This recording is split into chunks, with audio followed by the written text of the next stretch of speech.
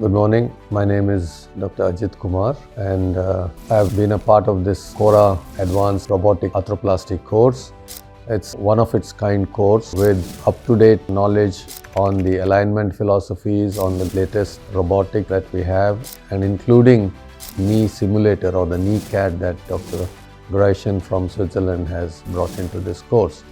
It's quite useful tool for each and every practicing arthroplasty surgeon, and the feedback that I've got is that everybody has enjoyed it, and it's not just the delegates, even for the faculty it's been a learning experience, and I'm sure that the participants will enhance their skills and also update their knowledge about robotics in arthroplasty, in particular knee arthroplasty. Thank you.